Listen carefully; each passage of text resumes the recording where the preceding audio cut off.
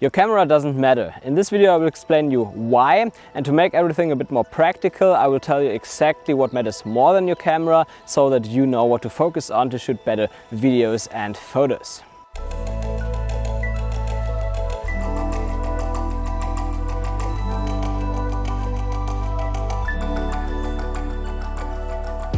The first thing that matters more than your camera is actually good related to the place where I am right now. Let me just go by side.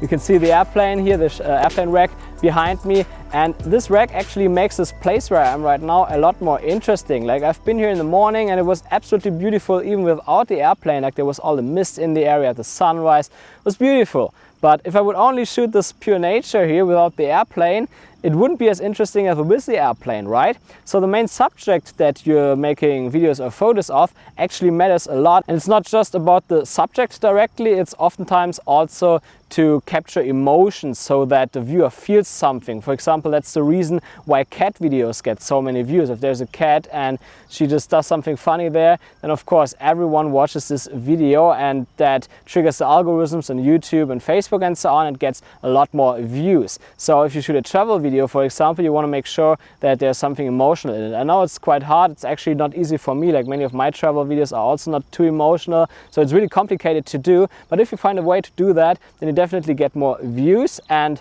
yeah, therefore you can reach more people. Apart from that, of course, only views is not really the best quality measurement of a video. What also matters a lot is if people remember your video. I would say that the best videos and films that have ever been produced are the ones that people remember even after years. And that usually happens when the video or photo has a great story and something emotional, something very special about it. Then people remember it. So just keep that in mind when shooting videos. If you have some creative ideas that you can use to bring in your videos, like story-wise or subject-wise, then do it, and it doesn't really matter what camera you use for that.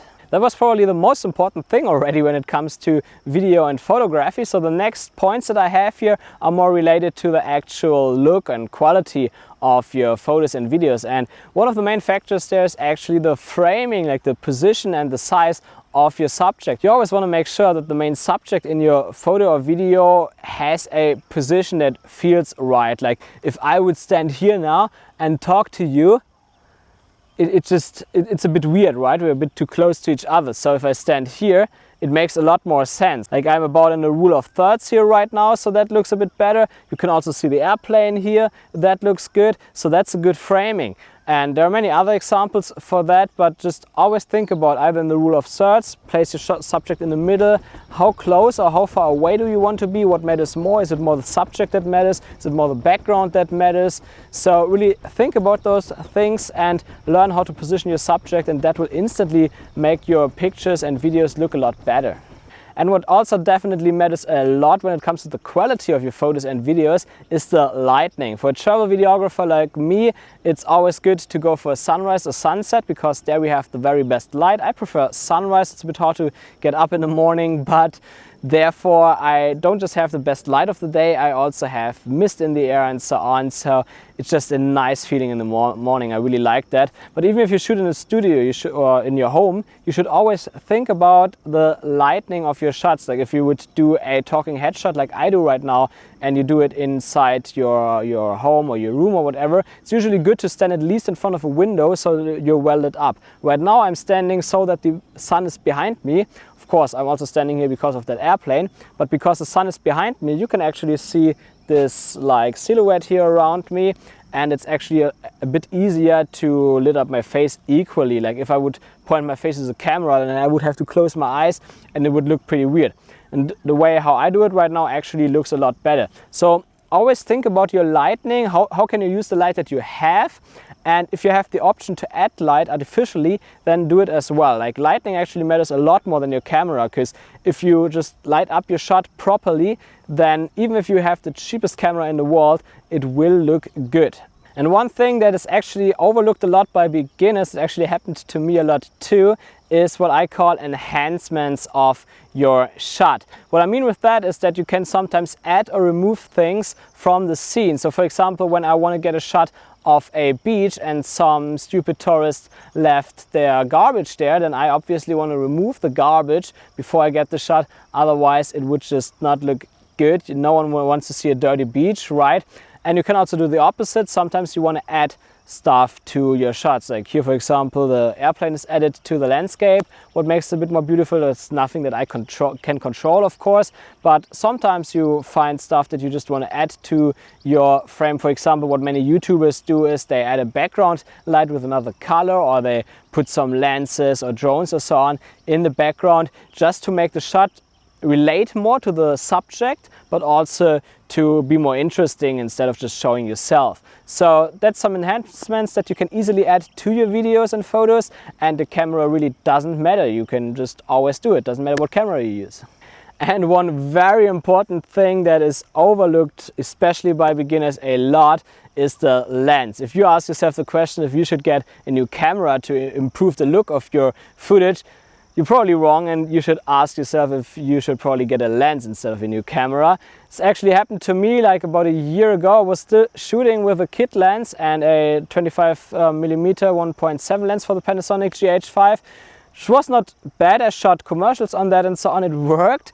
But then I switched to the Sigma 18-35 lens. My brother suggested me this lens, and man, it's really it's like night and day. It's such a big difference. I also used a speed booster on the GH5, so I had more like a full frame look there, and just this background blur that I got, this nice bokeh effect from that lens. It's amazing. It's actually a lens that I'm shooting on right now, but on the Canon EOS R, and you can see how much blur I get in the background. I'm very sharp. This is a very sharp lens. So this lens alone just improved my videos by like 500% or so. It's just so much better. So really think about the lens that you use. Is the lens that you use already good or not?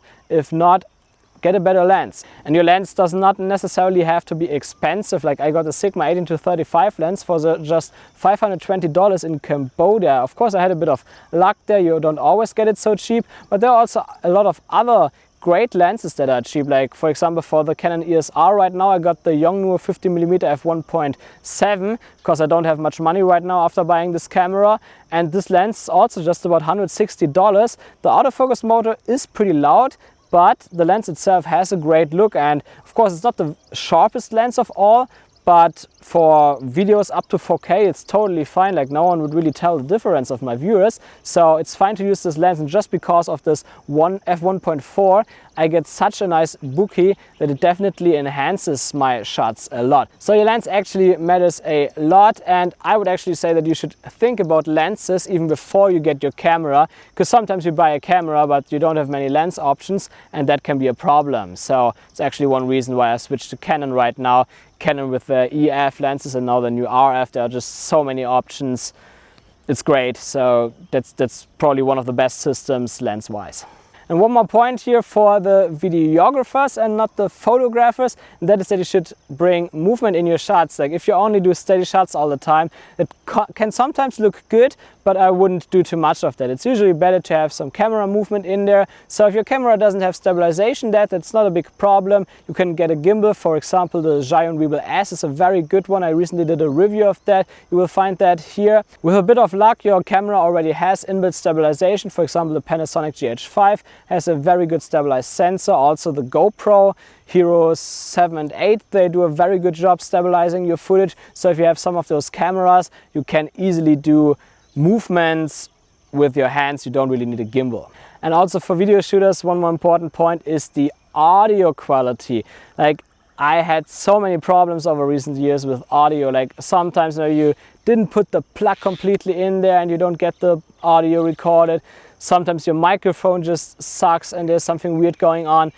Like really, the audio is so important, and I would definitely suggest if you shoot videos, especially when you're talking to the camera, check your audio before it. Like bring headphones, connect them to your camera and test. And that's actually a point where your camera matters a bit. You at least want to have a microphone input, and even better would be if you have a headphone jack, because then you can really monitor your audio properly. Just the audio that you hear from the camera speakers is usually not good. It's not enough to really notice if the audio is good or bad.